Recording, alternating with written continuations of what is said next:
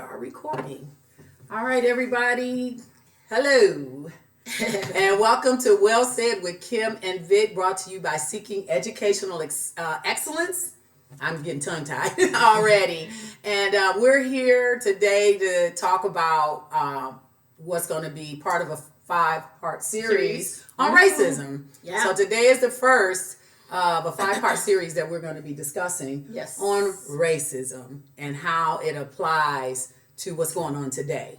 And always at Seeking Educational Excellence, we're always trying to educate people about culture, history. We love history here, and facts, and dealing with that. Because facts are not your feelings. That's right. Okay? And facts matter. Yes, and they're historical. Right. And at Seeking Educational Excellence, we believe common sense and education should be the rule of the world, but we know that that's not the case. So having said that, did y'all know that black female conservatives are the new racists? White supremacists. White supremacists. I heard it said to prominent black female conservatives. I think actually Candace Owens was called a white supremacist at one time. So we're going to really delve into the lexicon of racism in the American fabric, cultural fabric, how it's so built into our prism, where I believe me and Vic agree that racism really is a social construct. Yes, it's a class. You know, if you're a believer, there's nothing about racism in the Bible. We're all the same. You know, inside, the only thing that's different is something that's immutable. We have no control over what color we are or how we come into this world. And the thing about it is that color was constructed by government. That was to separate the people. Wow, sis, expound on that. I'm interested to know a little bit more. But first of all, before we want to get into that, because we got so much to get into with you guys about all of this, let's talk about the class system. And first of all, I would like to thank all of you out there who sent me well wishes on the passing of my mom. And that kind of set us back a week because, you know, in my grieving, I needed to take at least a week off. But we're back right now bringing it to you hot. And we're going to tell you about this class, because the class is based on social forces and individual achievement. A class consists of a set of people who share similar status with regards to factors such as wealth, income, education, occupation. Unlike class systems are open. So in other words, you have the old money and the new money. So wait a minute, let me get this straight. Are you saying that truly we're dealing more with class than we are race? Sure we are, because the have and the have-nots. You have those who desire and aspire to have money, and then you have those who don't have money and inspire those that do have money to give them their money. So in other words, that 1% that they always talk about that doesn't even affect us, period. That 1%. So we have that clashing of the middle and the lower class, because the upper class really doesn't affect us other than them employing us. And if we get rid of them, we don't exist. Right. Because how many people that's middle class mostly have some type of large corporation? They don't. Right. We need that upper class so you can have some type of job. We need the upper income. Exactly. Economics. I mean, they bring in that economics that we need in our country. That's true. The upper the 1%, so to speak, create the jobs. They create the jobs. So the hate against the 1% really is a ruse. Yes. To create division. that division, right? So let me make sure that I understand what you're saying, because this is interesting to me. Is that racism really is a guise of classism. Yes. To keep those of us who are not in that upper 1% fighting amongst each other. And so it's all, we're going to get into this later in our 5-part series. In addition, is about the Marxist theory. The Marxist theory also deals with the class theory, which is inside Marxism. And that is what they're using now for the chaos that's in our country, the chaos between the races. Yes. But it's not the race. It's really the class. isn't. It's the class because, system. Not to interrupt you, sis, but really to interrupt you. But when you look at Antifa, And the ones on the front line of Antifa or even on the front line of the BLM, right? Yes. It's white folks. White folks from the suburbs. So that right there is a little bit of an indication that it Yes. has nothing to do with race. It has more to do with great point, sis. I love it. Yes. And so, you know, with these classes, you also you have this class all through history from the beginning of time. About different class system. You had the serfs, you know, and those are the indigent servants that also worked. They worked for their patronage from England, from Europe to Americas. Right. And as we've read several times in several books about how they worked when they got here. In other words, they were slaves. Yeah. They were slaves. And remember, you did something with another program that we went into, how they basically had to work for their freedom when they got here, and it had nothing to do with slavery. This was way before slavery. Right. So, sis, I just think sometimes people forget or don't know.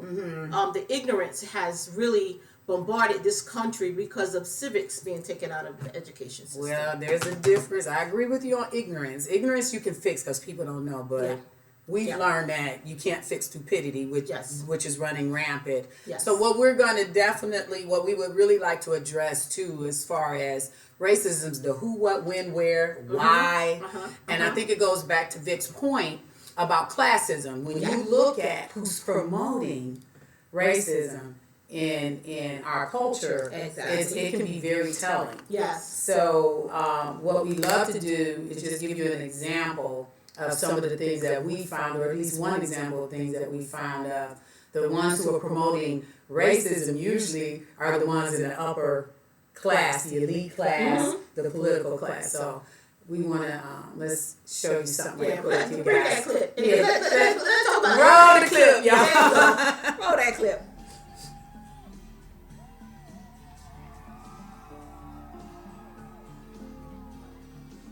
What's up, Charlotte? Hi! Hi, everybody. By the way, let's not forget on the topic of you-know-who, that he stood on that debate stage, last debate, with the great Joe Biden, and refused to condemn white supremacists. Said, stand back and stand by. People have been asking me, journalists, well, you know, do you think he's a racist? Yes. Yes, I do.